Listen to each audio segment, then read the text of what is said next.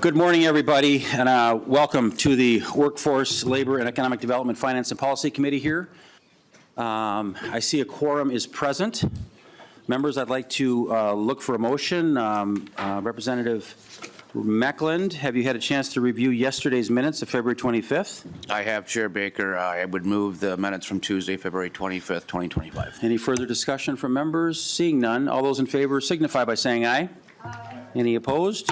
Minutes are carried from yesterday. Members and folks from the public here, thank you for coming in this morning. We've got a very full agenda, and I've asked everybody to try to keep things sort of moving along. We've got three important presentations, and we've got an important bill, and that we're going to be hearing on the second item on the docket. So again, if you can, we're going to try to give this about 30, 35 minutes or so, do the bill for 15, 20, and then do the Explore Minnesota. And our Bureau of Mediation Services will kind of wrap up our day. So we do have a hard stop at 10 o'clock, members. With that, let's get started. Item one, again, welcome, Commissioner Blissenbach. Thank you for coming to the committee this morning.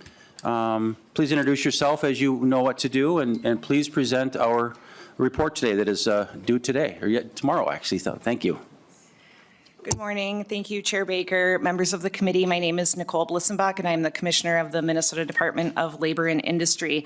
I am here today with a number of other agencies represented to give a report out of the Intergovernmental Misclassification Enforcement and Education Partnership, which was created last legislative session. So I'm going to jump right in, but we are going to have a number of different folks coming to address the committee throughout this presentation. So we'll try to make it smooth as we move about. But I wanted to start out with just kind of an overview of what happened last year and why we're here today. So in the last legislative session, we had legislation that was put together to address the issue of misclassification. Misclassification is when somebody who should be classified as an employee is classified instead as an independent contractor or not classified at all. So not given the protections that an employee would be provided, the employer is then also evading tax obligations, obligations to pay into different social safety net accounts like unemployment insurance, not obligated to provide workers' compensation, and the issues with wage and hour laws. So when somebody is not properly classified as an employee, they lose out on all of that, and the state loses out on many of the things that we rely on for when employers properly classify their employees. So this legislation did a number of things. It created this partnership. This was a recommendation that comes directly out of the Office of Legislative Auditor report on misclassification. It strengthened the independent contractor test for the construction industry, which again was in the Office of Legislative Auditor report, asking the department to propose to the legislature a streamlined and strengthened construction classification test. It creates a private right of action for misclassified workers, which again was a recommendation out of the Office of Legislative Auditor report. It increased penalties to provide meaningful deterrence. It clarified prohibited activities related to misclassification. It established independent and successor liability, and it expanded stop work order authority for the Department of Labor and Industry. So the focus today will be on the partnership. As you'll see on the slides, the partnership is made up of 5 different entities: the Department of Commerce, Department of Revenue, the Department of Labor and Industry, the Department of Employment and Economic Development, and the Attorney General's Office. These are all entities that have some tie to misclassification. I was initially planning to have each of the entities come up and talk about that tie, but I know we're under a little bit of a tighter timeline today. So when they do come up to present their slides, we can do that then. So the legislation that developed the partnership also set forth certain expectations for the partnership and the partnership entities. So the partnership members need to communicate with each other to help detect and investigate employee misclassification. They can request from, provide to, and receive data necessary for detecting and investigating misclassification. And it gives us a directive to collaborate with each other when investigating misclassification, including providing referrals to each other, doing strategic enforcement initiatives, and joint investigations. The duties of the partnership as set forth in the legislation include setting goals to maximize efforts to address misclassification, sharing information to support those misclassification enforcement actions, developing process and procedure to give individuals and employers relevant information, and connection to relevant partnership entities. This is kind of the no wrong door approach, a whole of government approach to addressing misclassification, to identify best practices when investigating misclassification, and identifying resources that are needed for better enforcement of misclassification, to educate and inform stakeholders on the rights and responsibilities. This includes both employers and employees, what their rights are under the law, as well as what the obligations are to properly treat employees as employees. To serve as a unified point of contact for workers, businesses, and the public, to inform the public on enforcement actions that are being taken in this realm, and to perform other duties related to the detection and investigation of misclassification. So in order to start this work, the partnership and the 5 entities that make up the partnership began meeting, and we have an obligation to meet quarterly. We've been meeting far more often than that. And we've established 4 different work groups that have stated objectives that are really focused on aspects of the duties that were provided to the partnership. So we have a work group that is specifically focused on investigation and enforcement. That work group has been meeting on a biweekly basis to do the things I mentioned about identifying best practices and investigations, talking about the resources that are needed, making sure we're not duplicating efforts where efforts shouldn't be duplicated, and in really increasing the effectiveness of all of our approaches to combating misclassification fraud as it exists out there in the different industries that are impacted. We also created an education and outreach work group.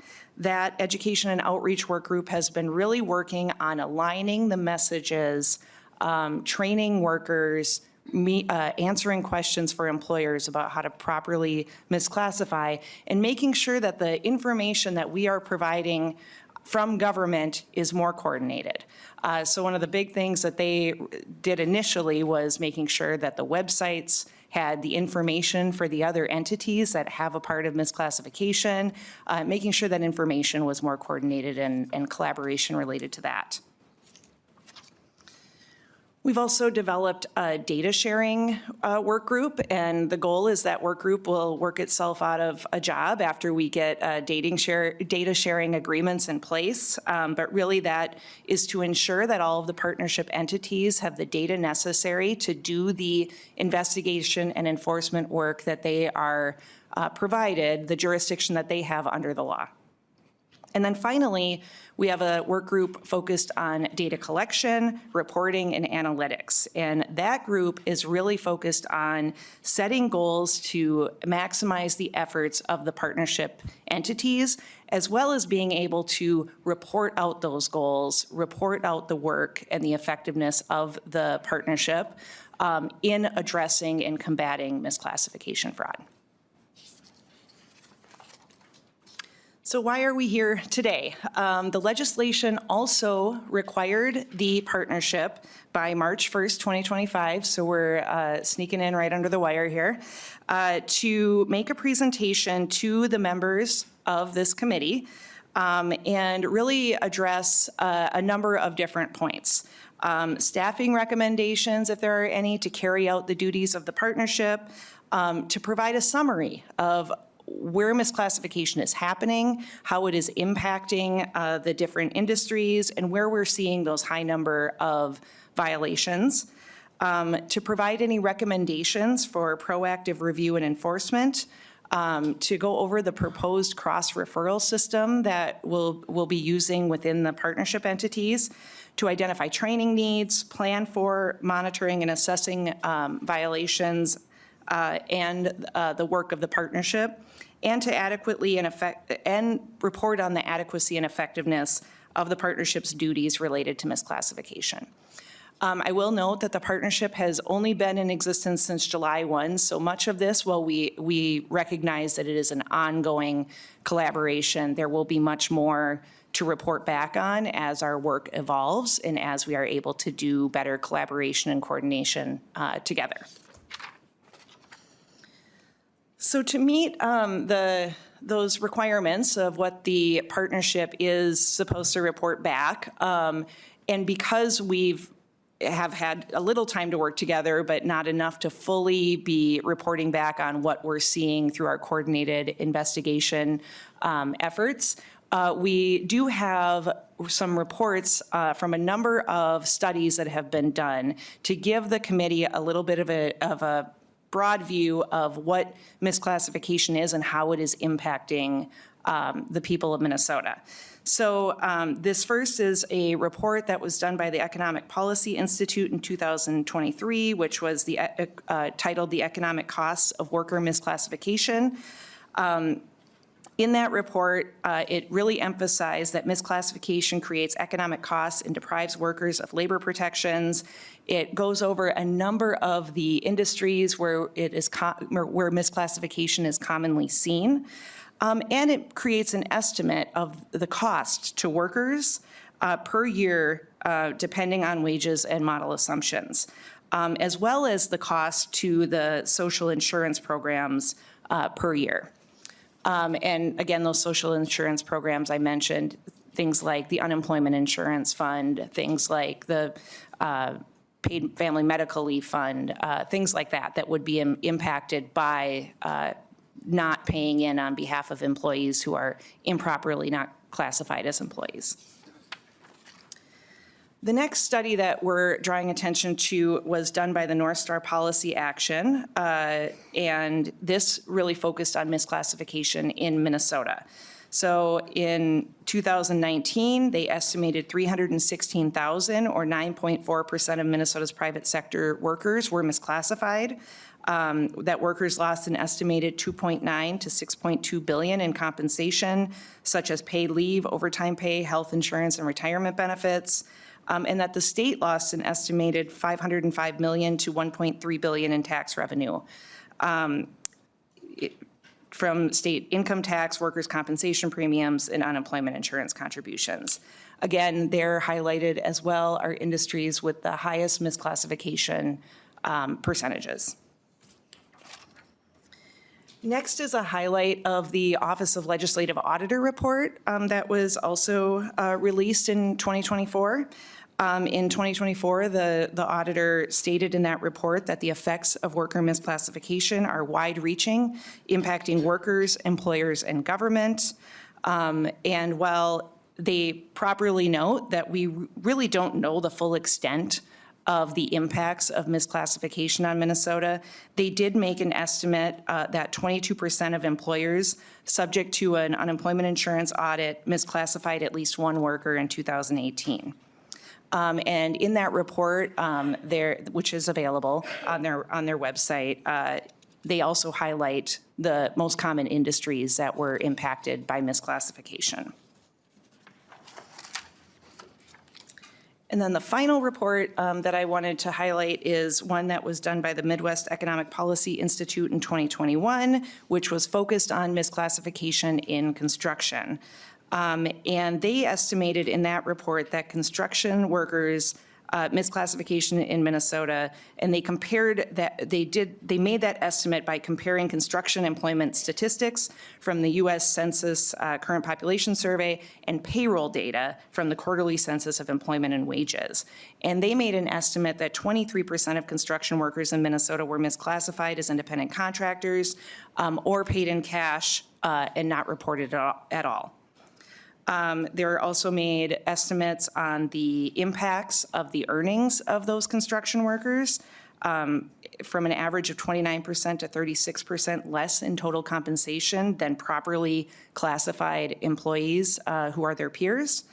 And that off-the-books employment cost Minnesota $136 million in state income taxes, unemployment insurance contributions, and worker compensation premiums. So now to get a little bit more into the work of the partnership thus far. So as I mentioned, there was a directive to include all information about worker classification and contact for all of the partnership entities on the partnership entity websites. We have updated all of the websites. You will see that the Department of Labor and Industry has a specific page related to the partnership that contains all that information as well. Encourage you anytime to go to the Department of Labor and Industry website. We take pride in the information we post. Next, to just kind of touch on the outreach and education efforts that have happened related to misclassification. You'll see each of the agencies represented, the amount of events they've had that have touched on education related to misclassification, and the number of individuals that have been engaged in this area. These events include events that are directed at employers, that are directed at agents, workers, enforcers, unions, lots of different places that we try to get this information out. We're always happy to go do events. I know the other agencies and entities are as well, so please contact us if that's something you're interested in. And we've done these in-person events, online, tabling at different events as well.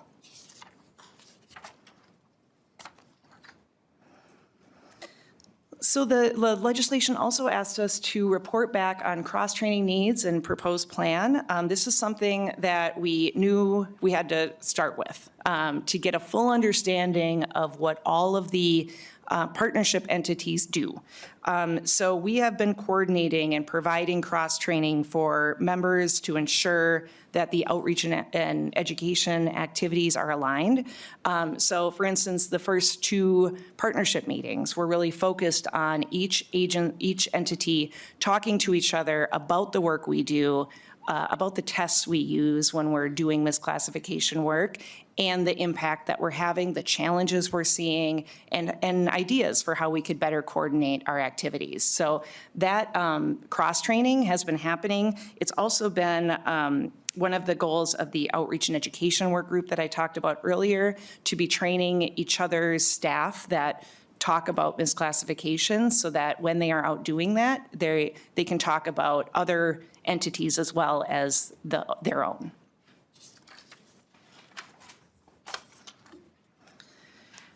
Related to the system for cross-referrals and data sharing, we have been working, as I mentioned, the data sharing work group has been working on making sure that we have appropriate data sharing agreements in place between the partnership entities, so we can meet those obligations we have to coordinate and work together on our investigation and enforcement efforts. DLI does have an existing data sharing agreement in place with both the Attorney General's office and DEED. We are working with Revenue to develop and draft a data sharing agreement, and we're pretty confident that the work that we're doing with Revenue will be able to then be used as a model amongst all of the entities to make sure that we are meeting those statutory obligations to share that data as it relates to enforcement.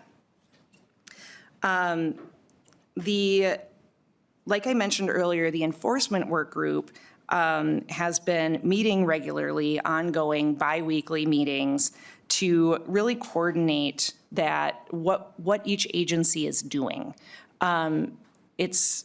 we want to make sure that we're deconflicting so that we're not all working on the same case at the same time, that we'll end up with the same outcome. We want to make sure that the work can be, that we can do joint investigations where it makes sense, but also that we're working towards the same goal and that we're doing so in a coordinated effort. We also know that misclassification can't only be reactive, so complaint-based. We know that we need to go out and make sure that people understand, but that when there are industries that we are seeing overly represented in the work we're doing, that is an area, that becomes an area of focus, so that we can make an impact, so that this isn't happening and we're not seeing the effects of misclassification as high as they are in those industries.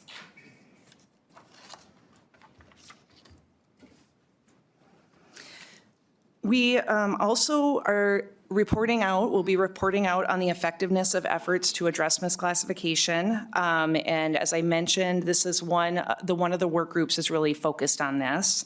And we are working to figure out how we're going to evaluate those efforts that we have and develop kind of the baseline data of the partnership's effectiveness. We know that we'll have to keep reviewing that as each month goes by, as each year goes by, and those metrics for assessing the effectiveness and timeline for ongoing monitoring needs to be established. So that's what that work group is really trying to focus on, is making sure that the efforts that are being put in make sense, that we're having an impact, that we're meeting the goals that we've stated, and that we have the metrics in place for assessing the work that we're doing to make sure we're being effective.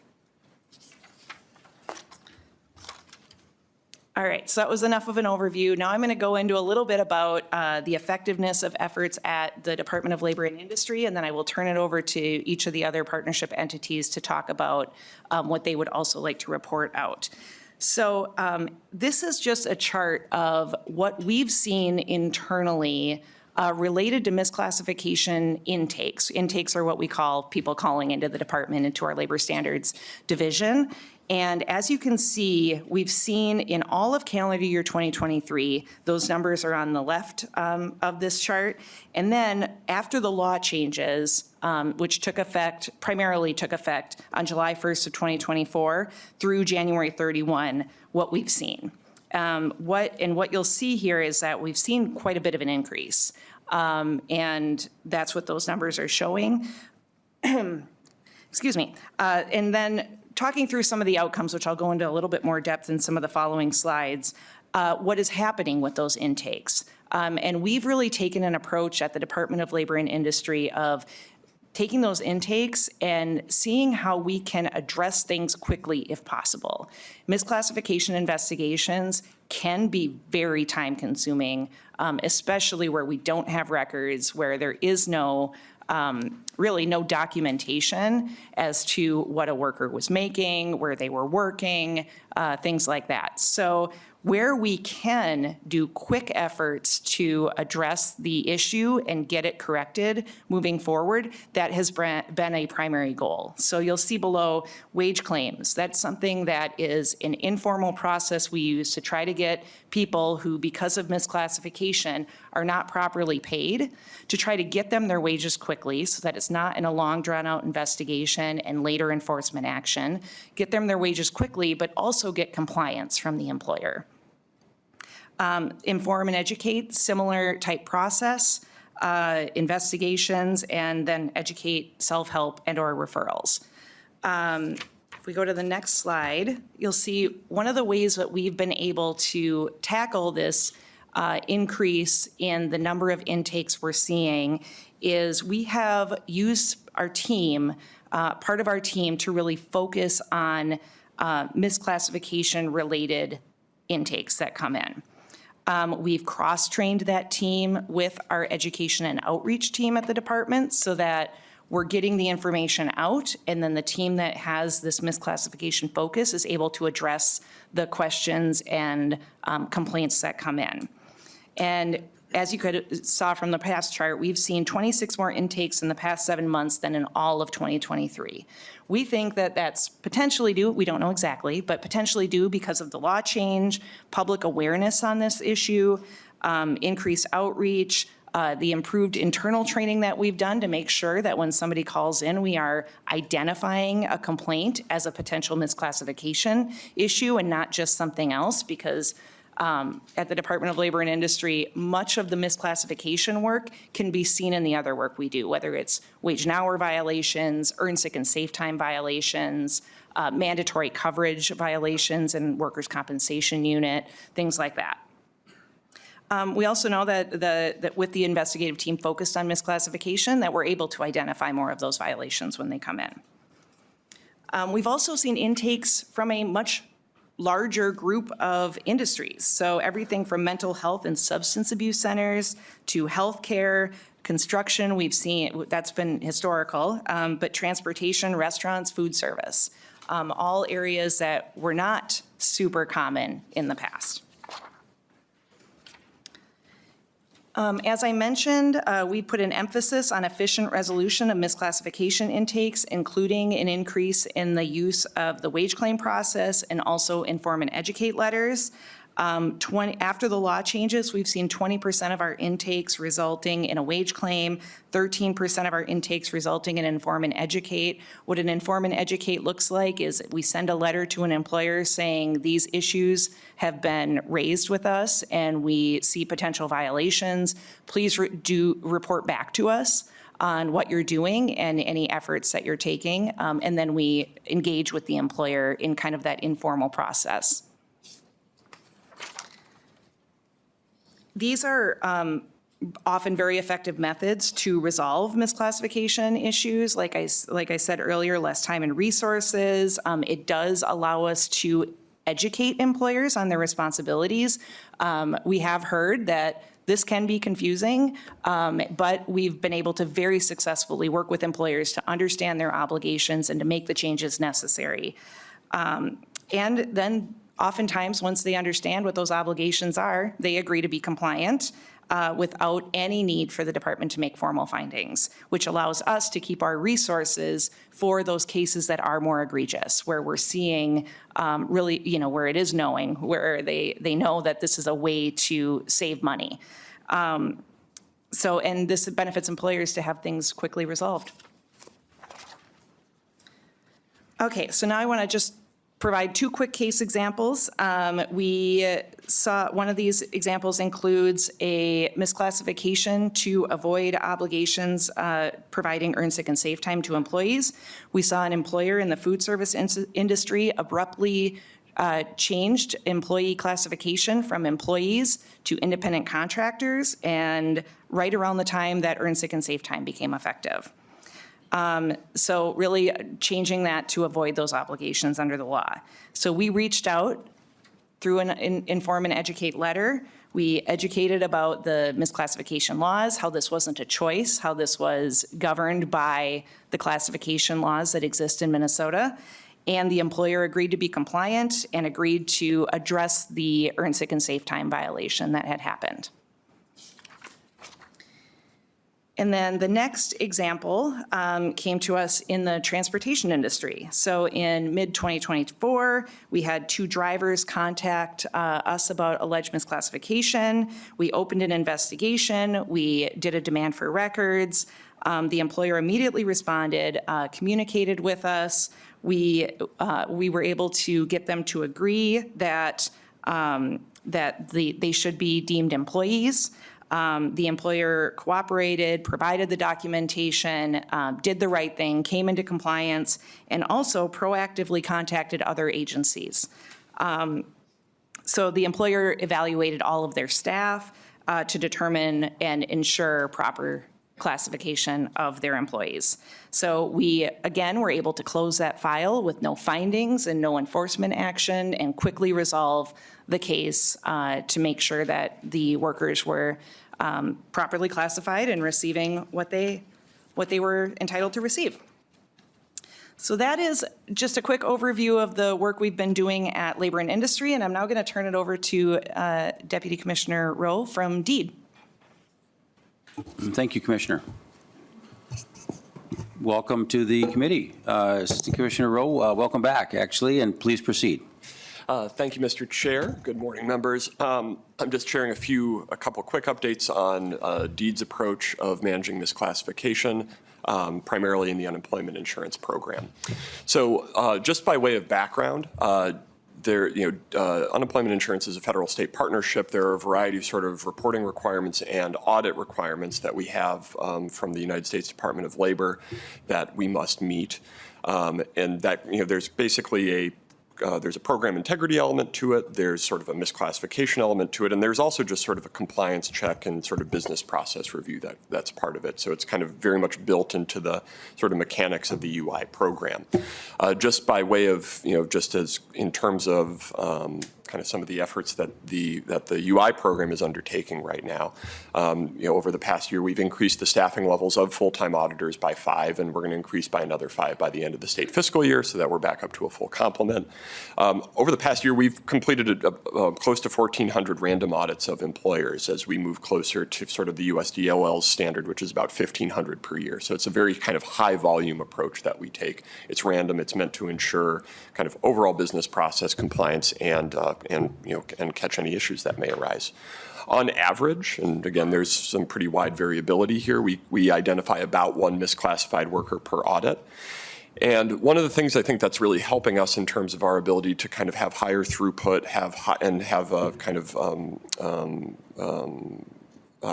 just address the issue more significantly is improve business processes. The United States Department of Labor has actually also given states the permission to do virtual audits, which wasn't previously allowed under federal guidance, but that, as you can imagine, increases the efficiency of our field audit staff pretty significantly.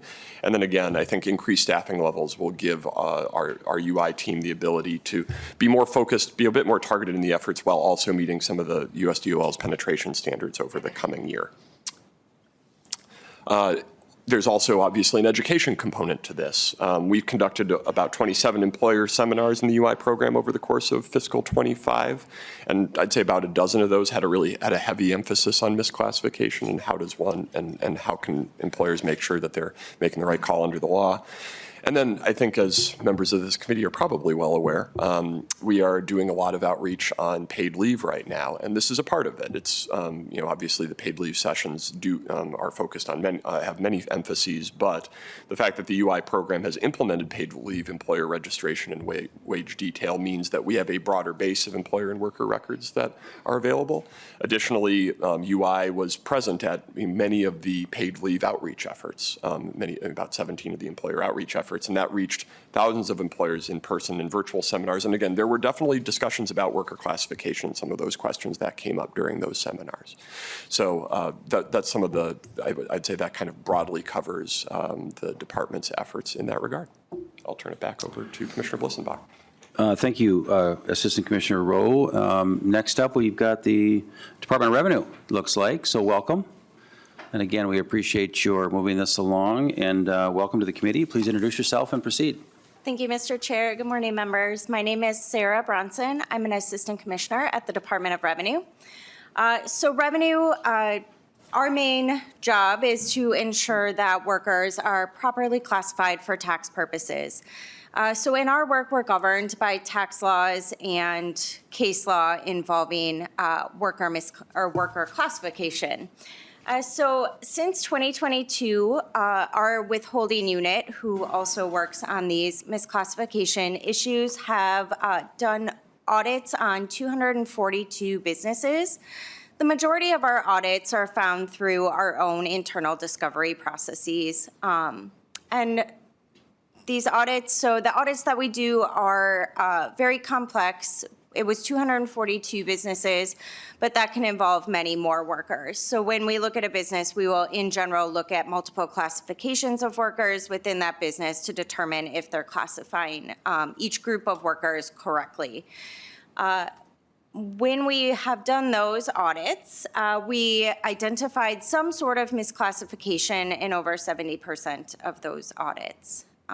So that is, I think, kind of our biggest compliance effort around misclassification at the Department of Revenue. We also do work with employers in a educational and outreach-based manner as well. All of the audits that we do conduct have an educational component to them, and our main goal is to ensure that employers are classifying their employees correctly going forward. It's much easier for an employee who is an employee to have their taxes withheld. That's the main portion for taxes, that when you're an employee, your employer will withhold your taxes and send them to both the IRS and the Department of Revenue.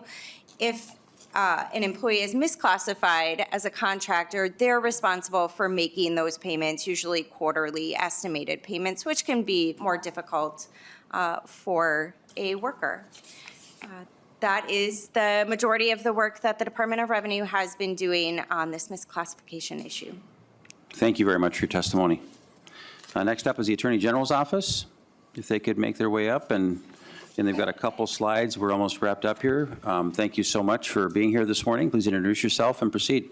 Thank you, Chair. Good morning to the Chair and to the committee. My name is Leah Tapu, and I'm the manager at the Minnesota Attorney General in our Wage Theft Division office. In 2024, we received approximately 696 complaints related to wage theft. And in our division, we receive complaints on a wide range of wage theft-related activity, so not strictly related to misclassification.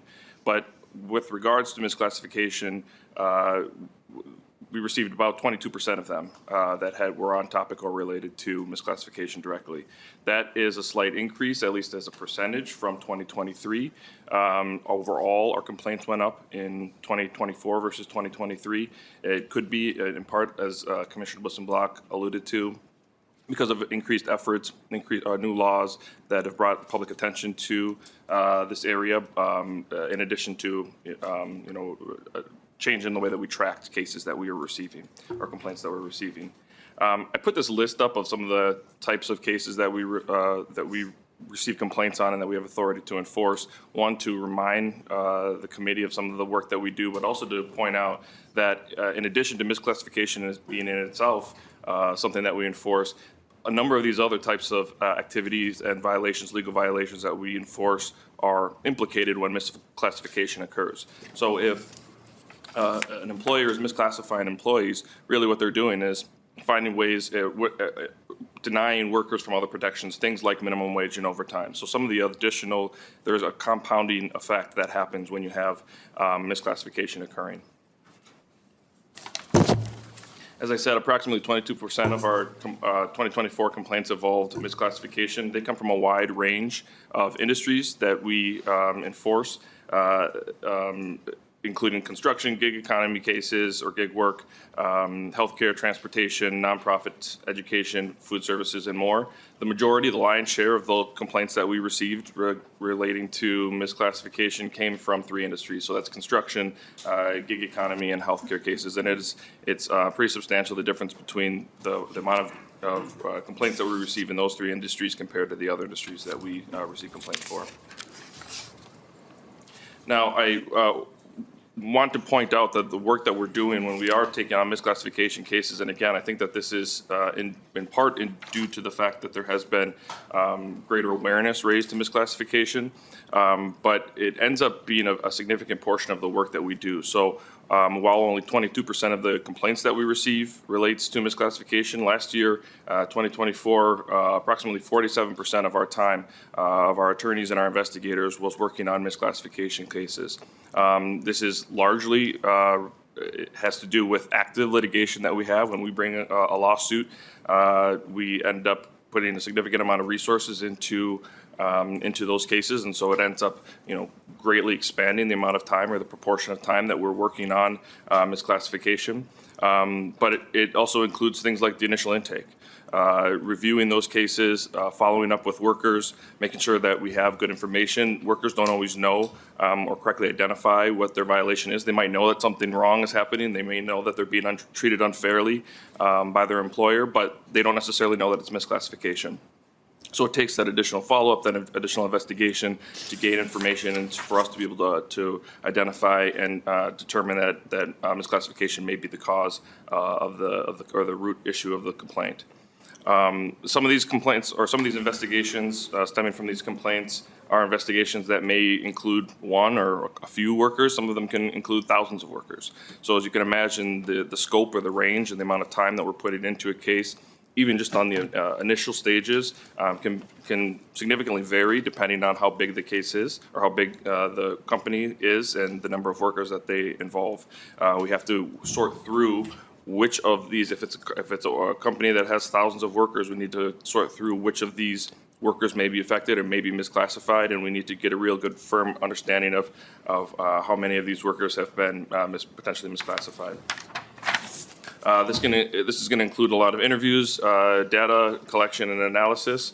And again, that occurs even if we're not ultimately following up with a full investigation into the company. If we get enough information that shows us that a violation didn't happen, it's certainly part of our role to determine that we don't believe that something happened and to not go further in investigating a company, expending state resources, and putting a company in a position where they're having to respond to the state if they haven't done anything wrong.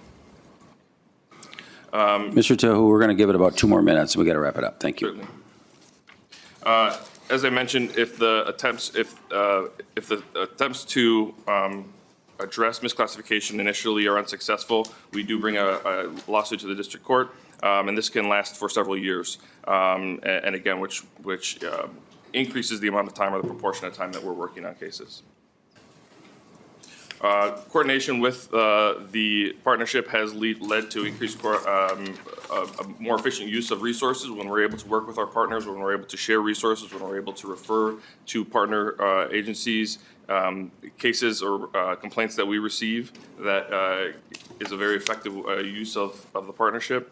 It helps to identify frequent bad actors when we are seeing the same companies being complained about from amongst the different partners. It does give us a real strong indication that there's something going on there. When we talk and when we coordinate our efforts, it helps to establish best practices, can help us identify areas of need and scope of the issue, and has the potential to increase outreach and intake efforts across the partnership. Just by way of a brief case example to give you a sense of why we're putting this much time into this type of work. Recently, the Attorney General's office received information about a gig work company. It's a Florida-based company that was misclassifying customer service workers. So these were approximately 300 workers, Minnesota workers, who were told that they were independent contractors, and as such, they weren't receiving minimum wage, they weren't receiving overtime, and they weren't receiving the protections such as rest breaks that employees in Minnesota would be entitled to. Following our investigation, we didn't need to actually sue this organization. We were able to obtain a settlement and approximately $300,000 from Minnesota workers for these 300 Minnesota workers. Again, this is but one company that's not even a Minnesota-based company of the many hundreds of complaints that we receive. That takes, again, I think in this particular situation, took approximately 172 hours of our staff to resolve. So you can imagine if you expand that or extrapolate that to each and every case, misclassification investigation or case that we take on, the amount of work that is there is significant. Thank you. Thank you very much. Anything further, Commissioner? We wrap it up, and then I'm gonna go to the questions to the committee members too. But I'm actually just we're gonna talk about this some more in our other committee hearings. I don't want members to feel like we're rushing this issue. It's important, and I want to make sure that we have time to do this. So understand, I have a lot of questions as well, but today, because of our timing, I want to make sure members know that we will assure that we will talk about this a lot. So anyway, thank you, Commissioner, and again, if you could kind of wrap things up, that'd be great. Absolutely. Thank you, Chair Baker.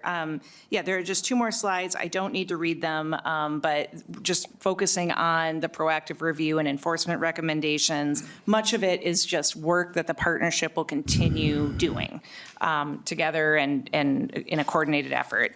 The last one you will hear more about, the last slide, which is actually one of DLI's budget recommendations contained in the governor's budget, which is additional funding for an additional 2.5 FTEs for workers related to the enforcement of misclassification laws. So I realized when I put this slide, was going through the slides again last night, I forgot to put a thank you or question slide, which is very un-Minnesotan of me. But I do really appreciate the time today and appreciate all of the interest and focus on this area. Thank you, Commissioner, very, very much.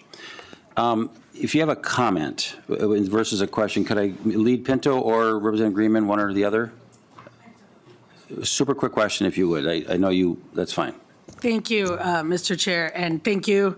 This presentation is exactly why we put this in this bill, is coming back to report the first 6 months of the work. One of my questions, and as we get into it, I know that there will be bills and other things, but with all of the agencies here, it felt like one of the things we were trying to identify with this partnership is, one, these are issues that cross a bunch of different agencies and different processes, but also there's a mismatch of where the information sometimes is in terms of the investigations and where, like, as we see from these slides, like DLI is taking a major role. It seems like that's where most of the AG and DLI, that's where most of the enforcement increases have been. I'm wondering what the timeline is for both the data sharing with most of the information. I think a lot of it sits with Department of Revenue, but what the data sharing agreements, so we can start sort of beefing up the strategic enforcement of using the whole of government to really focus on where the problems are. And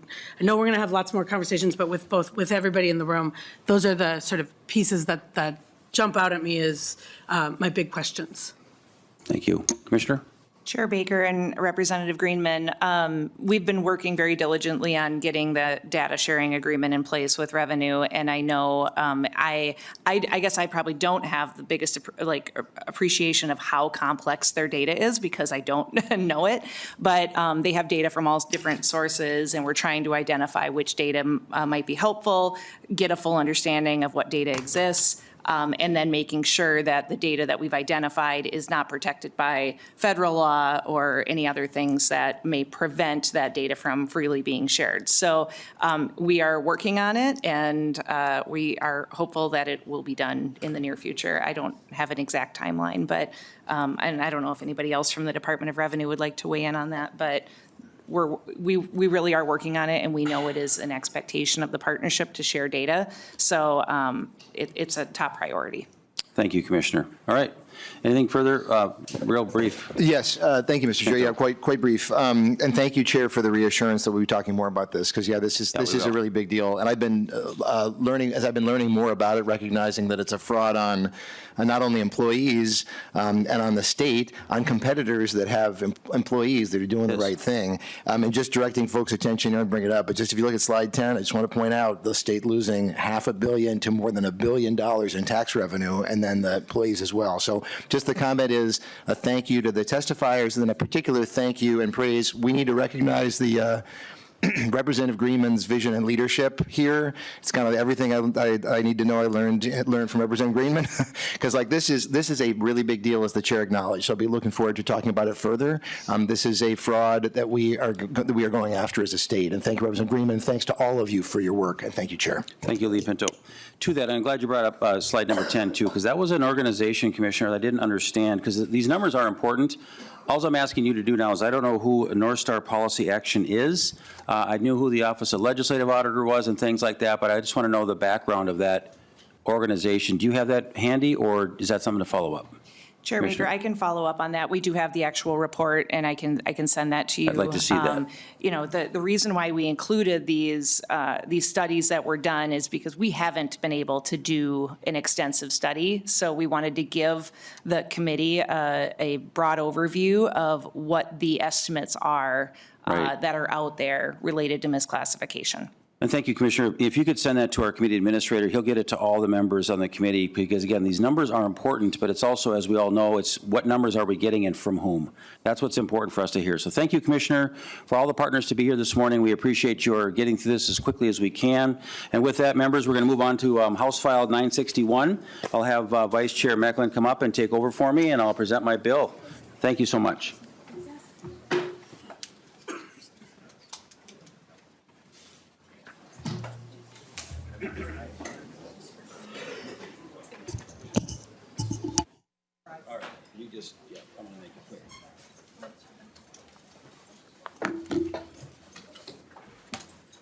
right.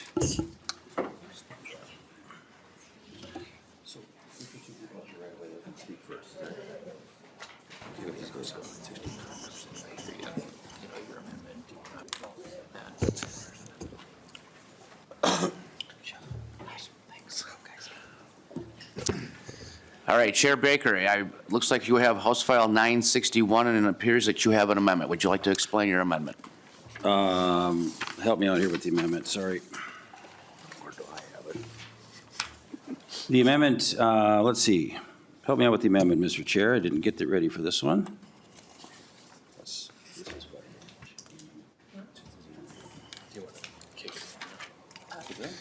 Here, it's right here.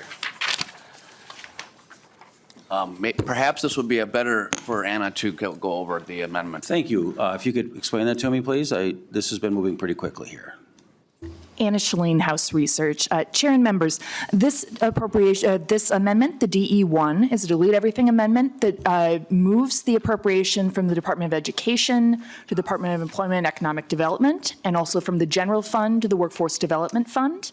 The rest of it is just formatting differences that are very different between the two bills, so the two agencies. Thank you, Ms. Scholny. Mr. Chair, thank you for that. I apologize because we had this re-referred off the House floor, and I appreciate that. Lead Pinto, did you have a question? I did, yeah, and no objection to the amendment. This kind of brings it into our committee's jurisdiction. The one thing that just jumped out at me is the phrase at 1.8, which I just have not seen before, which is describing that this is a well-established, proven, and successful program, which may well be the case. It's just interesting, the phrasing, and so I guess if that ended up getting in a budget bill, I don't know that that language would end up staying, but I do understand the chair is communicating to us that this is a well-established, successful, and proven program. So, but again, no objection to putting the bill in the shape the author wishes. Thank you, Chair. Are there any questions on the amendment aside from Lead Pinto there? No, thank you for that, Mr. Chair. And again, I'd like to move the amendment to make a motion to update the House File 961. So with that, all those in favor say aye. Aye. All those opposed? So moved.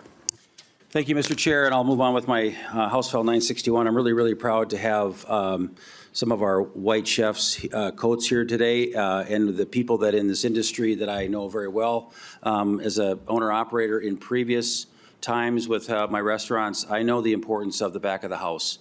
And those that are in the food industry can relate to this, because anybody who's willing to jump into the culinary side of things in a very high-impacting, very fluid situation in every single day that they work, it is an incredible adrenaline rush when you're in the kitchens and things are happening. And I just am so proud to carry this bill once again. I'm going to keep my comments very short. This is a very successful program for students in high schools all around the state of Minnesota. I want to continue to grow this program.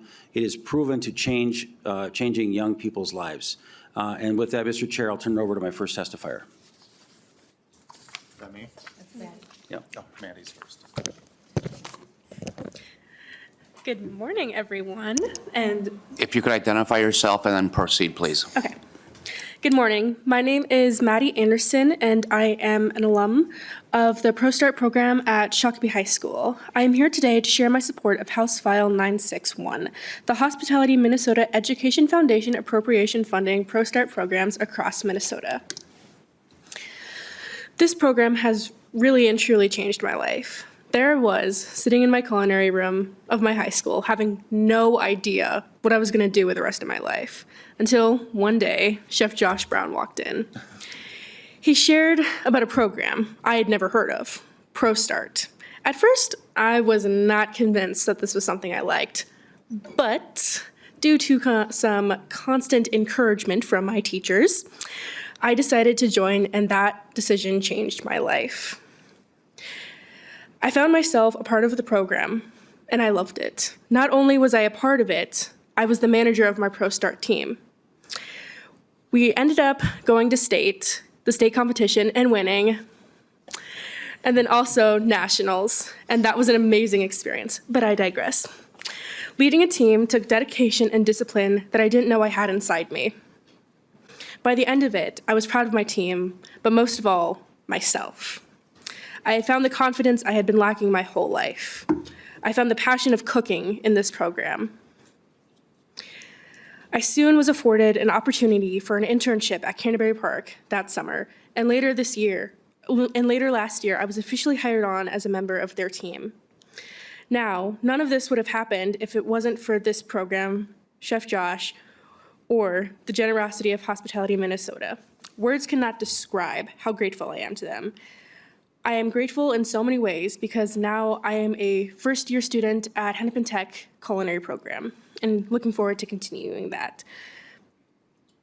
If I could pick one word to sum up this whole program in my experience, it would be magical. Thank you for the opportunity to testify in support of House File 961. Good job, Maddie. Thank you. It looks like next up is Josh Brown. If you could Good identify morning. yourself. Oh, sorry. Go ahead. Oh, You ready, Chef? Go ahead. good morning, Chair Baker, Representative Mickland, and members of the committee.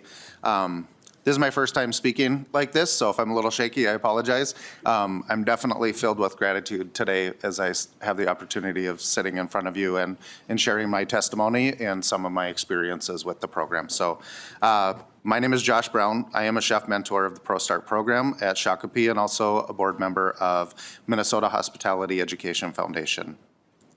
I come today before you as a passionate advocate for the ProStart program, which I've had the privilege of being involved with for over a decade.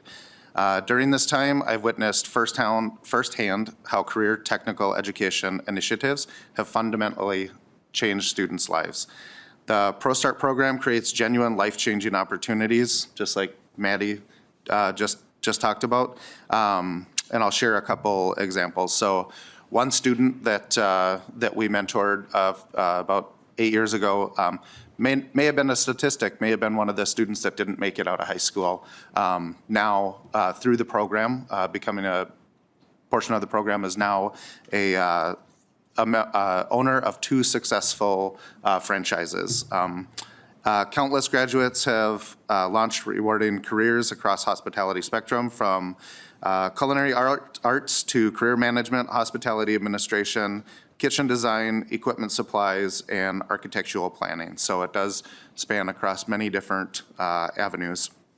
Students discover their passion and talents in our program, often surprising themselves with capabilities they never have possessed. The hospitality industry represents one of the largest employment sectors in both our state and our nation. ProStart serves as a critical pipeline for this industry, providing students with industry-recognizing credentials and certificates, developing essential technical and soft skills demanded by employers, creating direct connections to professionals through mentorship and opportunities, opening doors to higher education through specialized scholarship programs and college credits. One of my personal missions as a chef and a mentor has been to address some of the outdated perceptions of the hospitality industry today. Restaurants and hospitality businesses offer professional work environments with many growth opportunities, career paths with competitive compensation, opportunities for entrepreneurship and innovations, flexible scheduling options, and diverse lifestyles. So the ProStart program popularity includes to expand impressively every year as many more schools are joining our network. Competition teams require tryouts due to high student interest. Just this second year at ProStart program in Shakopee, we went from 6 students last year to having 14 students this year interested in the program, and we actually had a tryout to see who would be able to be on that competition team. At Shakopee, the hospitality industry consistently demonstrates its commitment to community service and philanthropy, similar to the ProStart program's representative and investment that pays dividends far beyond its costs. Students develop career readiness skills that leads to immediate employment. Graduates contribute to solving hospitality industry's staffing challenges. Communities benefit from economical empowerment of young people, and schools see improved engagement of graduation rates. I stand before you today not as just a volunteer, but as a living testimony to the power of CTE education through ProStart. This is a program that doesn't just teach skills, it builds futures, transforms lives, and strengthens our communities and economy. The funding you provide doesn't just support our program, it creates us with pathways to success for countless young people. Thank you for consideration for this vital investment in our students' state future. Thank you for the opportunity to testify in support of House File 961. Thank you. That was very enlightening.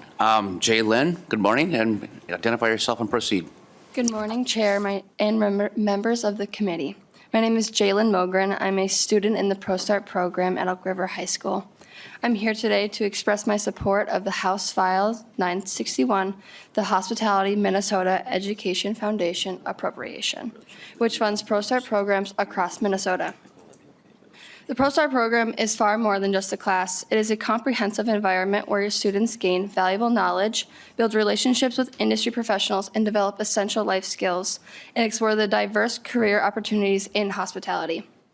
In Minnesota alone, there are over 170,000 employment opportunities in the hospitality and food industry.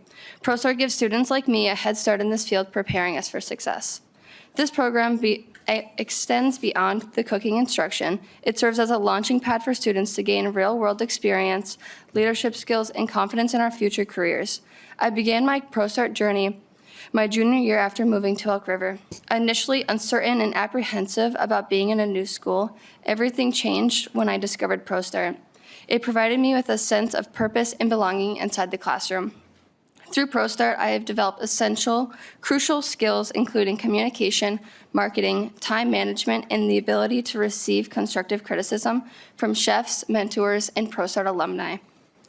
The program has enabled me to contribute to my community by supporting nonprofit organizations like Open Arms Youth.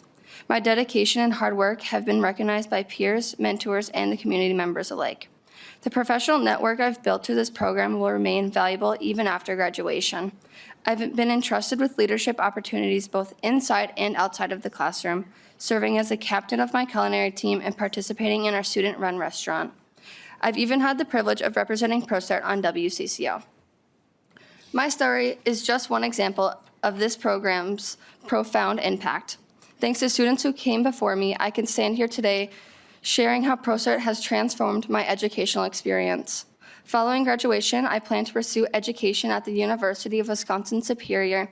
My goal is to one day teach future generations, continuing to inspire and guide students just as I have been inspired through this program and its dedicated teachers. Thank you for the opportunity to testify in support of the House File 961. Thank you. And Angie Whitcomb, you are next. If you identify yourself and proceed. Sure, thank you.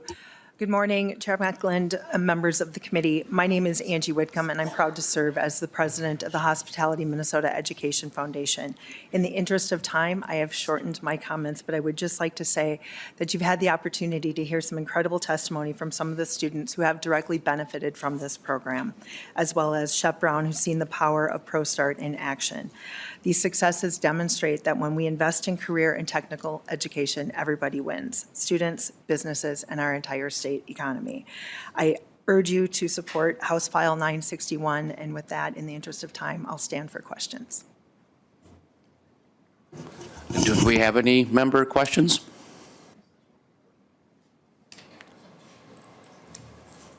Representative Berg. Thank you, Mr. Chair. Hi, Angie. I love this program. I toured our Burnsville High School program, and what I thought was really neat about it was you saw students from all sorts of different groups. I mean, we all know there are different groups in high school. And it didn't seem to make a difference in this class. You saw kids that you maybe wouldn't put together outside of this class that were working together to create something really incredible. And the day that I visited, they were creating their own menus for food trucks. And just being really creative with classics like macaroni and cheese and some of the burgers and chicken skewers. Anyway, it was fantastic. And I know that this is something where kiddos can go that don't see other traditional opportunities put before them. And so I'm just really grateful, Chair Baker, that you brought this bill. I'm hoping we can find a way to support it in a year that we don't have a lot available, and that'll be all worked out later. But thank you for the testifiers that came, and just really want to reiterate that I support this program. Lead Pinto. Thank you, Mr. Chair, and thanks, Chair Baker, for bringing this, and to the terrific testifiers. Really appreciated hearing from you. And my question is just, I think that the program had received $250,000 sort of each of the last two biennia, so $250,000 per 2-year period. This is seeking $500,000. Just wondering sort of how you would use those additional funds, if I'm right about those numbers, just to sort of understand what the impact would be of those additional funds. Yes. Thank you for the question, Chair Meekland, Representative Pinto. With the funds that you have provided us in the past, and we are grateful to, we have been able to increase our program reach from 45 to 75 schools across Minnesota. We have more than doubled student enrollment from 5,600 to 13,000. We've been able to keep up and offer grants to the schools with the enhanced curriculum materials that are aligned with real-time industry needs, and those change quite often. We've also been able to increase our professional development for teachers. With the increased engagement comes increased cost, and we would love to be able to continue to expand this program further into more rural and less well-serviced communities. Lead Pinto. Thank you, Mr. Chair. Thank you for that. It might be useful then, I guess, to kind of know the schools that you're in. Maybe there's something you could send us afterwards to sort of, and then get a sense as to sort of where else you'd be able to go. It'd be useful. My guess is, and especially hearing from Representative Berg, that this is a program that'd be especially appealing to young people. I may be wrong about this, but just thinking hospitality careers, maybe kids who, for traditional academics, are maybe not as much their thing. And so that's a pretty exciting opportunity. So thank you again, and thanks, Chair. Thank you, Chair Mecklen. Next, Representative Kozlowski. Thanks, Chair and Rep. Baker and team for bringing this bill forward. I think just kind of bouncing off some of the questions that Rep. Pinto asked, you might not know, but I've worked many jobs in my life, but one that I'm most grateful for is having worked in the hotel industry. Worked my way up breakfast attendant, up to front desk, and onward, and that really set me up to go on to do a lot more, get really interested in business, and you just never know where it's going to lead. And I really appreciate the words that you spoke about it being a magical experience. And I think that programs like this, thinking about under the greater Minnesota, across the state, the need and the different challenges that we have, it's so great to see our young people getting a chance to get some hands-on experience from a younger age. And I think we need more of that across all of the areas that we've discussed in this committee. I was really curious about the 75 schools. I mean, that's a pretty big jump. I'd love to see that map and understand where those are at, and what more we can do to flourish and give opportunities. I guess the one question that I had is, I saw on here that it's about getting young folks into being chefs and restaurant managers and hotel managers. And as a kid who comes from communities who don't always get to be managers, right? We're not set up to do that, or given those opportunities to unleash our potential. And yesterday there was a bill with Rep. Davids that talked about like specific outreach to historically excluded communities. I'm wondering, Chair Baker, if you'd be open to some of those languages being encouraged in here, so that we can make sure that all of our communities get a chance and a head start at getting into some of those upper level positions. So thank you. Mr. Chair. Chair Baker. Mr. Chair, and again, Representative Kozlowski, I think it's a great idea. And when you mentioned maybe getting a look at the state map, I think that's going to help us identify that. I'm going to ask that Ms. Whitcomb kind of send that to us as well. Send it around. I'd like to see what that map looks like. I know there's a lot of schools that are also on the list to be signed up, but finances are kind of holding back on that. Last year, I think we had 8 schools sign up that were brand new. Is that right? We've had 12 since June. Okay, so I'm short on that. So it's growing, it wants to grow further, but let's take a look at the map, and then let's get busy to find out what other areas we need to make sure we kind of identify as maybe moving a little bit closer to the top of the list. So thank you for that question. Next, we have Representative Zalesnikar. Thank you, Chair. And thank you for the presentation. I had the opportunity to visit Shakopee schools too, touring the state on career technical education pathways for students. And it is incredibly innovative and is doing phenomenal things to give confidence in our youth to look at opportunities for leadership, working together on teams, giving them the self-esteem that they need to look, and it's a pathway. And I too spent a lot of time as a waitress outside of being a nursing assistant in those years. And a lot of people, these opportunities in high school just gives them a chance to have exposure to find their pathway. And so I commend you. I think it's fantastic. I look forward to seeing the map. I know Proctor's had a lot of success with this too, and I think it's a phenomenal program. And the fact that it's growing and the students want to participate says a lot. It's an effective program, so job well done. Thank you. Thank you. Thank you for that. Representative Baker, would you have any closing? Just a quick closing comment, Mr. Chair. Thank you, members, for the presentation today or for allowing me to do this. Again, I want to recognize Chef Noah in the audience as well. He was here a couple years ago, and he has been just on fire with this thing, and so just good to see him here. He really opened up a lot of eyes in a couple years ago, too. So I want to thank the testifiers, thank you, members, and I look forward to having this being laid over for further consideration. Very good. Thank you, Chair Baker. Then we will move into the Explore Minnesota. And this is 961 is being laid over. Thank you.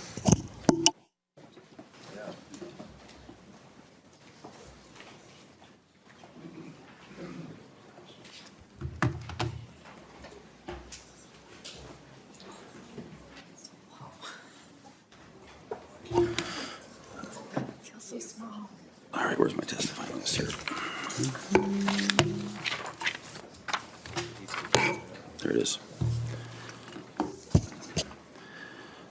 Good morning, Ms. McKinney. How are you this morning? Good morning. It's great to have you here. And again, I apologize for kind of pushing it a little bit. We may have to reschedule our last hearing today with the Bureau of Mediation Services. We'll see how this goes, but this is an important one. Explore Minnesota, I've been involved in this for a long time, and I always look forward to hearing what is the agency doing to help us market the best we have and the best so much to offer in Minnesota. So, Ms. McKinney, welcome. Please introduce yourself and proceed. Thank you, Chair and committee members. My name is Lauren Bennett McGinty, and I am the Executive Director of Explore Minnesota. And Explore Minnesota, for those of you who don't know, is the marketing agency for the state of Minnesota. We are responsible for supporting the growth of Minnesota's economy through managing our tourism, livability, economic opportunity, outdoor recreation, and now film, as well as other statewide promotional effort as directed. Our strategy focuses on driving economic development in Minnesota, and our primary goals are to grow Minnesota's economy, like I mentioned, advance and champion welcoming experiences for all, provide industry leadership and maximize partner collaboration, foster state stewardship, and ensure organizational excellence. And yes, I am cruising through this quite quickly, but you all should have a copy in front of you so you can read it at your leisure.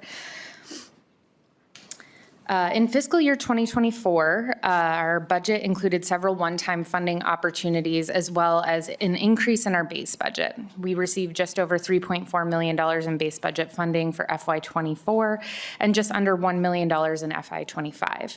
Additionally, we secured $15.2 million in one-time funding and over $6 million in pass-through grants for local nonprofits focused on major events. The budget breakdown is illustrated on the left of the screen, highlighting that our majority of our efforts are centered on marketing and communications, with most of our staff dedicated to tourism marketing initiatives.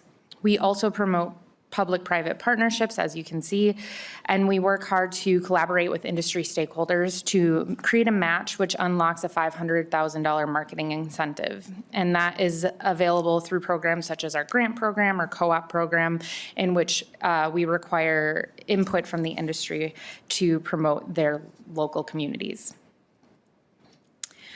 As you can see, our economic impact is significant. This is on this slide, but you also have those really nice suitcases in front of you that talks about this. In FY24, but primarily focused on calendar year 23, sometimes the data doesn't always align with the fiscal year, but it's important to note that our tourism numbers kind of lag by a year, but we recorded unprecedented tourism numbers in 2023. So with over 80.2 million visitors, 34.8 million of those coming through MSP. We had an economic impact of $14.1 billion in visitor spending, and then that total economic impact was $24.2 billion. And that is generating more than $1,000 in household tax savings each year. As you can see, we also generated 180,000 plus jobs with $2.3 billion in state and local taxes. And after several years of recovering from the pandemic, I'm pleased to report that we are seeing an increase in our year-over-year metrics, which is really exciting. I can also report we just received the January numbers for hotel occupancy, and those also went up year over year, which is great news because typically January is a very slow month for Minnesota, but we saw a significant year-over-year increase, which is fantastic. And as you can see, our tourism sales numbers also are going up year over year. So we are continuing to improve and move past that sort of 2019 benchmark. In 2024, we launched our brand new Star of the North tourism campaign. We are really excited about this. It's a whole new direction for Explore Minnesota, and it really talks about genuine experiences for folks visiting Minnesota. Whether you're coming for tourism or you want to learn more about living in Minnesota, this brand and kind of the way we talk about things really helped talk about that authentic experience here.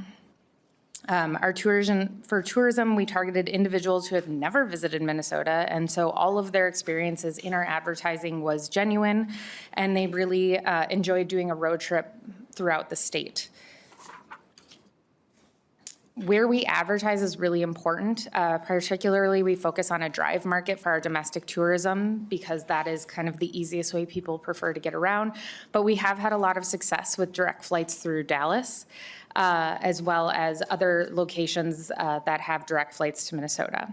We also have a global reach, and we've been able to inject more funding into that over the past year, which was stagnant throughout the pandemic. However, we're starting to see that go back up, which is really exciting. We also see that our efforts are paying off in particularly European markets, but India continues to be a top inbound for us, which is a brand new place for Minnesota to be. We do a lot of travel trade activities internationally as well, which allows us to connect with tour operators on an international level and talk more about Minnesota. And then, of course, we have partnerships with regional groups such as Great Lakes USA, which is all the states that surround Great Lakes, as well as Cruise the Great Lakes, which focuses on locations in Canada as well as the US, Mississippi River Country, all of the states around the Mississippi River, and then various groups like Brand USA and US Travel. As you can see as well, our breakdown of media spend is focused primarily on spring and summer. We all know that spring and summer in Minnesota is really the time to be here for the most part, but we've started investing more in winter as well because we believe we can be a top spot for winter travel. And as we have learned over the last few years, coolcationing is a new trend where people actually want to experience the cold. So we are here to help with that as much as possible. And maybe that's why January went so well for us, right?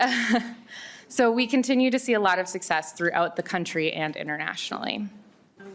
As you can see from our campaign results from last summer, we continue to see a lift in how people feel about Minnesota after they saw our campaigns. I think the best part about this is the favorability number, which went up 7.1 points after folks saw the ad. And then in the diversity category, it went up 6 points, which means that people see our ad and they react positively about Minnesota, which is a good thing, right? We continue to also have a lot of digital momentum. I think, as you all know, the internet is the place where you're going to make all of your plans, whether that's on social media or our website, so we continue to invest in those properties. Some of you might recall a very famous moment this past summer. And no, we did not officially change our tourism slogan, but it definitely helped. We were really, really proud of this, and that particular Timberwolves moment, that cost us less than $12,000 to invest in various advertising opportunities, and a few social media boosted posts allowed us to have a 980% increase in our social media engagement and an 84% rise in website sessions week over week, which is incredible. We also attracted nearly 6,000 new social media users, which is also great. This all took place over about a 2-week time period. And our national, local, and media attention was nearly 5 times greater. So lots of earned media. As you can see, we were in the New York Times. We were in places like ESPN and Sports Illustrated, which is not typically common for tourism. So we're really, really proud of being able to kind of get on that particular moment right away and get people really excited. And even if the Timberwolves didn't win, it still made Minnesota seem fun and on top of trends. So we're proud of that. Our social media growth year over year has also been impressive, and we continue to have one of the best websites in the tourism space in the country, having an extremely high Lighthouse accessibility score, which is really important. It means our website is accessible to as many users as possible. Continuing on with that media impact, you may or may not realize that media is one of the best ways that we can spend as little money as possible for creating a large impact. So with $1.3 billion positive national media impressions, we estimate that that's a $1.4 million value. International media as well, continuing to reach hundreds of thousands, if not millions of individuals internationally. And I've included a few different high-level outlets here and some of our best top stories over the last year as well. Major events that Explore Minnesota focuses on are the Governor's Openers events, which include fishing, pheasant hunting, and deer. There are other animals that have been included over time as well. But we also really do a fantastic Explore Minnesota Tourism Conference, which we just had last week to one of our highest attendances ever, which is fantastic. We continue to see some growth there. We celebrate National Travel and Tourism Week, which is talking about the power of travel. And then we were happy to partner on the Coop Fizz Cross Country World Cup last year. Our co-op program is very successful. That's where we buy down the cost of advertising for local communities and hospitality businesses, which allows them to advertise in more places for less dollars. And we continue to see high numbers there with year-over-year increases. And then our partnerships is a really great opportunity for Explore Minnesota to be regionally relevant. So we partner with groups like the Aurora or the Iowa Wild. If you didn't know, we do have a club team in Iowa. We were also at Lambeau Field, so probably nothing better for a Vikings fan than seeing Explore Minnesota on the Lambeau Field sign. And then, of course, one of our newest partnerships we're really excited about is the Professional Women's Hockey League Frost partnership that we have coming up this year. We also invest in industry grants, and with some one-time funding, we were able to provide more than $2 million in industry grants by the end of this fiscal year. So very excited to see that come to fruition. We also, for the first time ever, started the Tribal Nations Tourism Grant Program, and to date, we've had 8 tribes participate in that, with more than $1.4 million being given to them for a variety of projects like updating tourism spaces, marketing tools, billboards, signage, et cetera. So we're really proud of being able to create tourism grant programs that cover all of the state and all of the different types of programs that attract tourism. One of the newest things that we've added in the last year and a half is our outdoor recreation industry partnership, and that coordinates with Department of Natural Resources, DEED, and IRRR, but we talk primarily about the economic impact of the outdoor recreation economy. For those of you who don't know, we recently had a report come out that said outdoor recreation in Minnesota is a $13.5 billion add to our economy, which is fantastic. And that's a 10.5% increase between 22 and 23.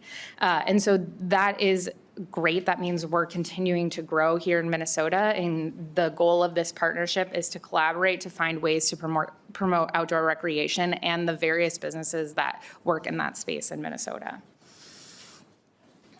We also, with our one-time funding, launched in 2024 the state's first ever workforce and business attraction marketing campaign. We're really proud of this. We've seen a lot of really good numbers come out of this as well. You can visit exploreminnesota.com/live to figure out what we talk about in terms of what life is like. One of our top visited websites or web pages there is also what is winter like in Minnesota. So people are interested, but they also want to make sure they're going to be warm.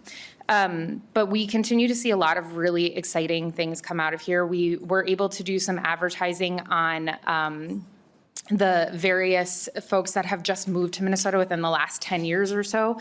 And so many of them have had great stories of what it means to move to Minnesota and how they've been able to find everything that they need here. And we love to be able to talk about that.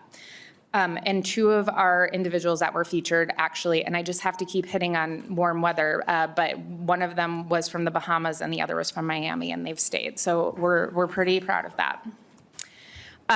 So continuing on with that particular campaign, we've received, like I said, a lot of positive feedback. As you can see in the positive campaign feedback section, those of the people who had never seen our ads or were kind of unaware of Minnesota didn't have the most positive perception.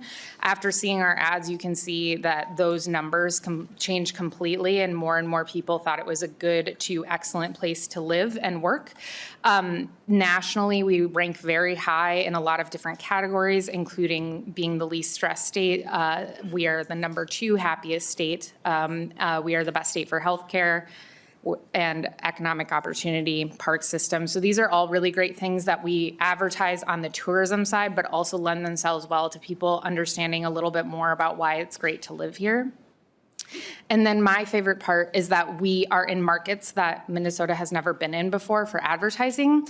So we've been able to add 22 new cities to our marketing efforts to talk about Minnesota, meaning Minnesota is showing up in more places more often than we ever have before, which I think is a good thing for us.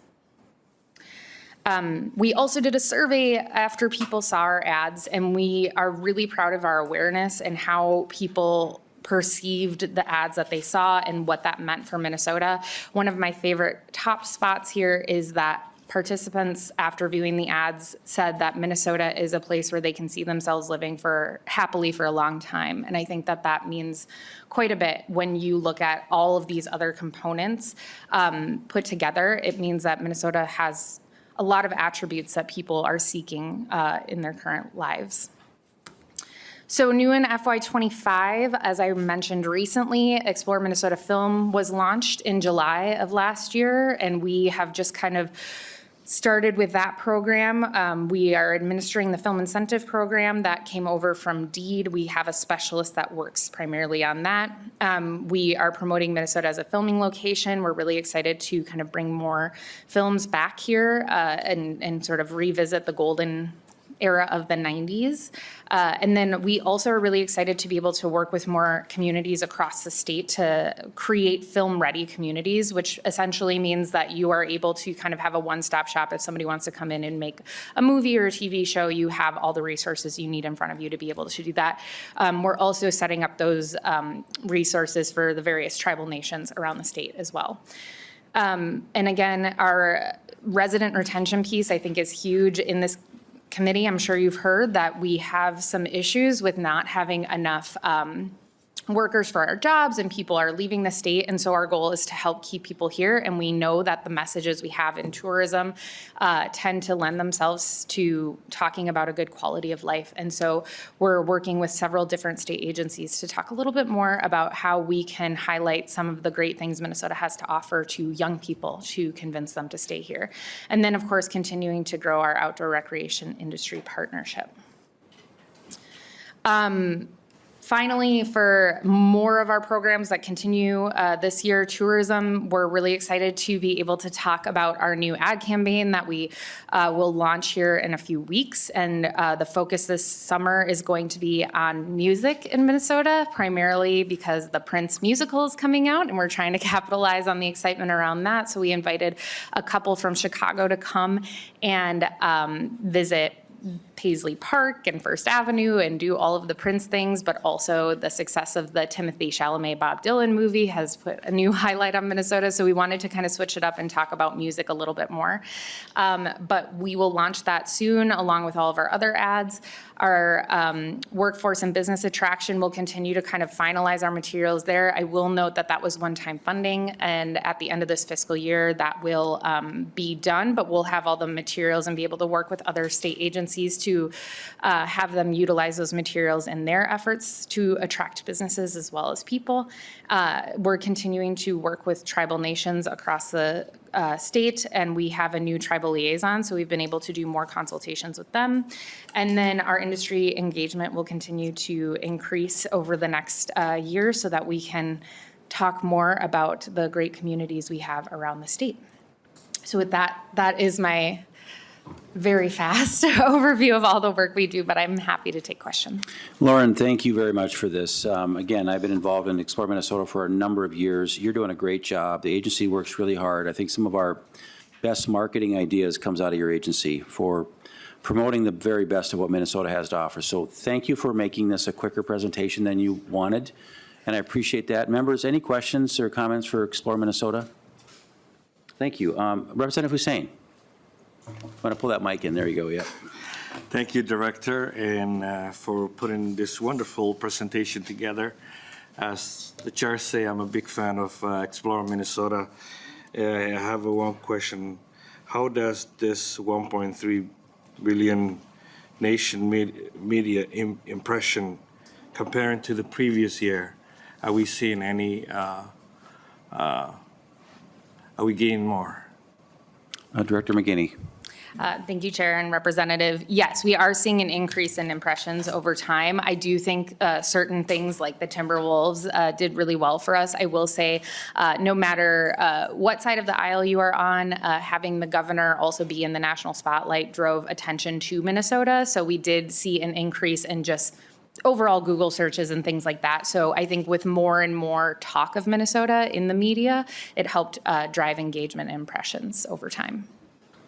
Representative Hussein, follow up. And what demographic and region are we targeting reaching out in the nation?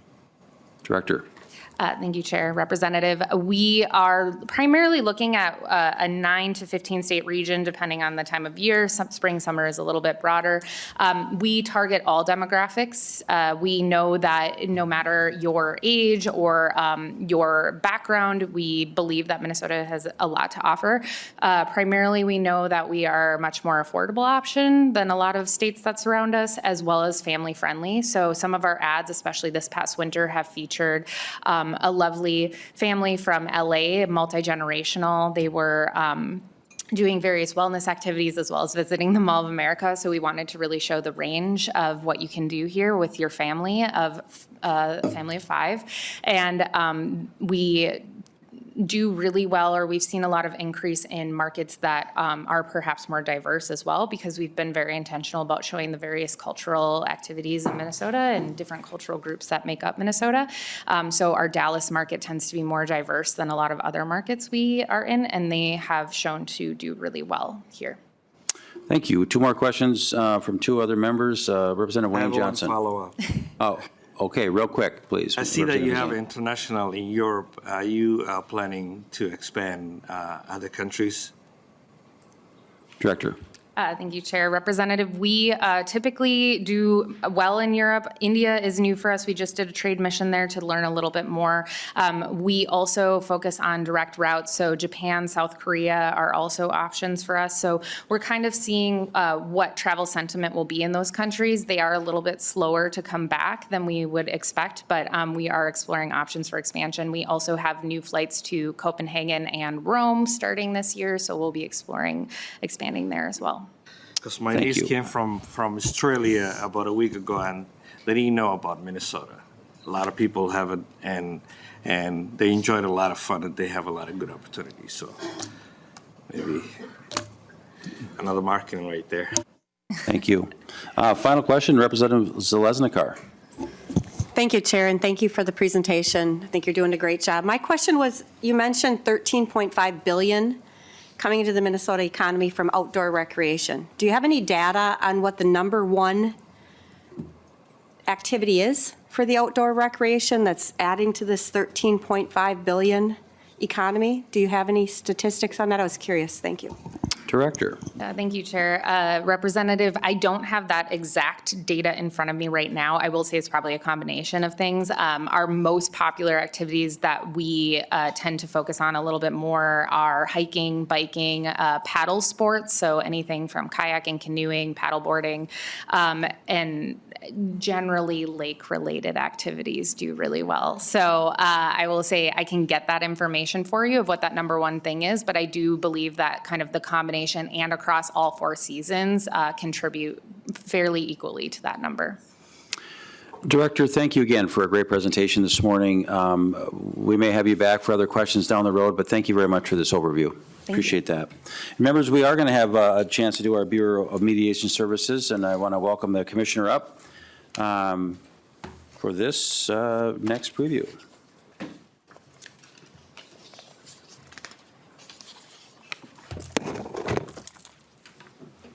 Good morning, Commissioner. Welcome. Good morning. Please, when you're ready, introduce yourself. And again, we've got about 10, 12 minutes. I appreciate the opportunity to kind of squeeze this in, so thank you for your patience. Thank you. Good morning, Mr. Chair and committee members. My name's Johnny Villarreal. I'm the Commissioner of the Bureau of Mediation Services. I'm joined by our legislative liaison, Tom Shoemaker, and I want to thank you for the opportunity to provide an agency overview to highlight the great work of our staff at the Bureau. The Bureau is a neutral agency that's existed for nearly a century. Our jurisdiction was established in 1939 under the Minnesota Labor Relations Act. And in 1971, the Public Employment Labor Relations Act established the agency's mission, which is to provide orderly and constructive relationships between public employers and employees. The Bureau has limited authority to order the release of certain personnel data under the Data Practices Act, and we administer the Peace Officer Grievance Arbitration Roster as well, or POGAR for short. Our stakeholders include public employers, employees, and unions from across the 4 corners of the state, including 850 cities, townships, 87 counties, 300 plus school districts, more than 40,000 state executive and judicial branch employees. We also work with boards and commissions, joint powers, public nursing homes, public utilities, and charitable hospitals. 100% of our agency budget comes from the general fund with no federal or grant money passed through.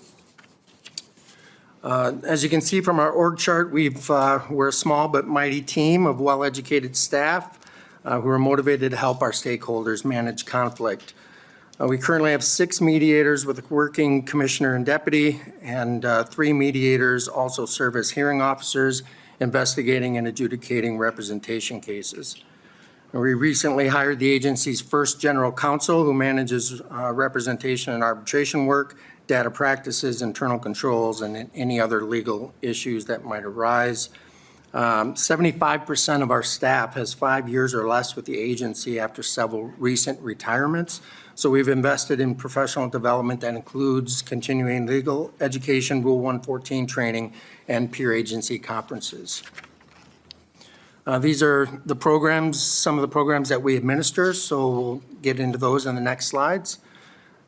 For mediation, mediation cases encompass the largest portion of the agency's workload. And in FY23, we processed 349 mediation cases, and in FY24, 367 cases. Grievance mediations usually require mutual agreement to participate, and we resolve more than 80% of those cases. More than half of our mediation cases are contract cases, and a petition for contract mediation can start timelines for impasse, and we settle more than 90% of those cases prior to a strike or arbitration. The information here depicts the number of strike notices and strikes occurring by decade. The percentage on the right reflects the notices where a strike occurred, and looking at that percentage another way, the agency was able to help the parties avoid a strike through mediation far more often. It may feel like strike actions are more prevalent in recent years, especially given the high-profile strikes such as Screen Actors Guild, UAW, Teamsters, Longshoremen, those types of strikes that were out there. And although we have seen an increase in notices and strikes in recent years, the numbers are nowhere near the numbers we saw in the 80s or 90s. There are several types of representation questions that the agency investigates based on employees' right to organize under the statute. FY '23 and '24, the agency processed 116 unit determination and certification cases, which involves brand-new units. And we processed 9 decertification cases where employees voted to have no representation. And there were 191 unit clarification cases where positions were either identified to be included or excluded from an existing bargaining unit based on the facts of the case.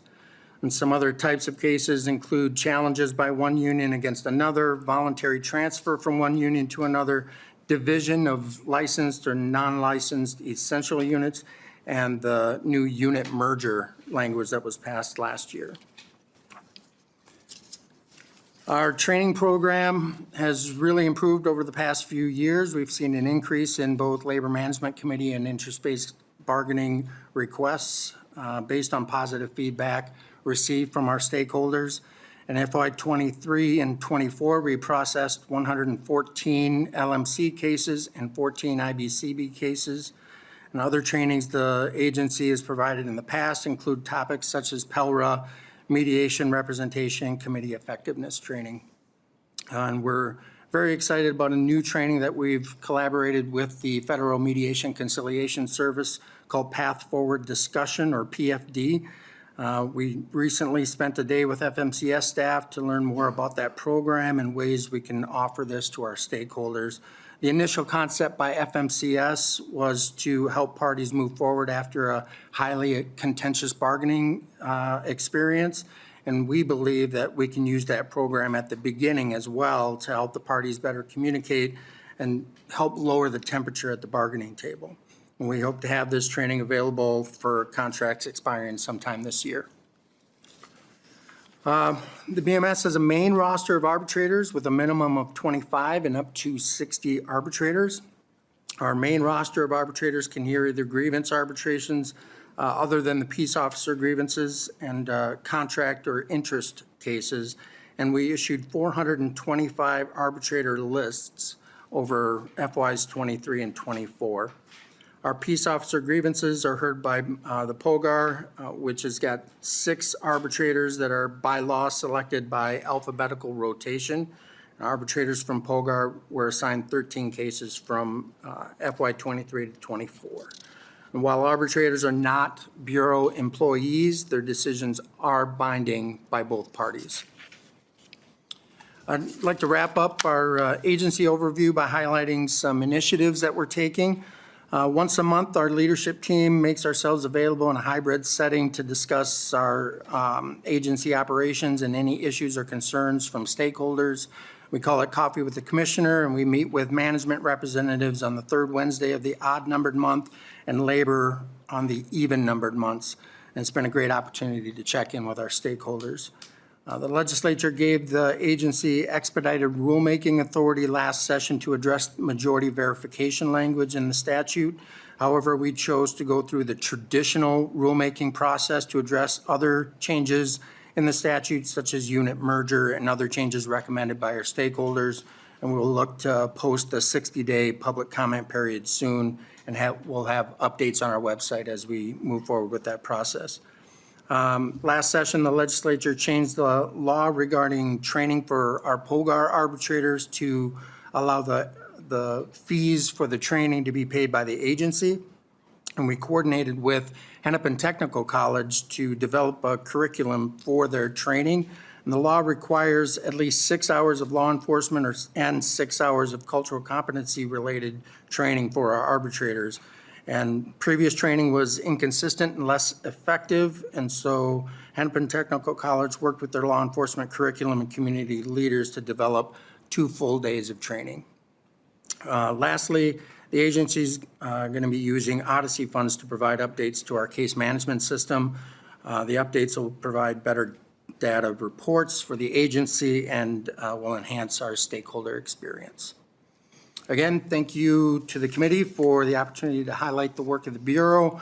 We're a small agency with a dedicated staff that has a big impact on the lives of Minnesotans across the state. We look forward to working with you over the next biennium, and I'll stand for any questions. Thank you very much, Commissioner. Great presentation with a couple minutes to spare. Lead Pinto, go ahead. Thank you, Mr. Chair, and thanks to the Commissioner and the Bureau for your work. I noticed that the Public Employment Relations Board did not come up, and maybe if you can just talk about the board and what its relationship is to the Bureau. I might have one or two follow-ups, but yeah. Yeah, Commissioner. Mr. Chair, Representative, thank you for the question. The Public Employment Relations Board, or PERB, is a separate agency that falls under the Bureau for budget purposes as far as under the statute, G45, but they are separate. They hear the unfair labor practices that are filed in the state of Minnesota in the public sector. But the only coordination is once a month we'll meet with the executive director just to see administratively if there's anything that we need to coordinate. We are in the same space at Bandana Square, and we'll help facilitate some timesheets and some other administrative work, but they are a complete separate entity. Lead Pinto. Thank you, Mr. Chair. Yeah, so maybe Mr. Chair might consider a brief presentation from them for your consideration. So thank you, and thank you again. Yeah, thank you very much. Any other member questions? Oh, Representative Pete Johnson, final question. Thank you, Chair Baker. I just wanted to speak to the effectiveness of the BMS as somebody who's used them a number of times in our city through contract negotiations, grievance arbitration, or discussions, unit clarifications. They actually came up and did the BMS Labor Management Committee training. They have saved a lot of heartache and frustration for a lot of cities and unions across the state. And a lot of times if we get entrenched on a position, they're able to come in, break us loose, and actually find where that agreement is if we can find it. So just a testament to the good work that they've been doing, and I've always had a good working relationship with them when we needed them. So thank you, Rep. Johnson. Appreciate that comment. Thank you very much, Commissioner. Great work. Thank you for your time today. Members, that wraps up our work and our agenda for today. Tomorrow, I want to remind members that we're going to be dealing with two important bills tomorrow. House File 8 and House File 416 will be on the docket. So with that, members, we are adjourned.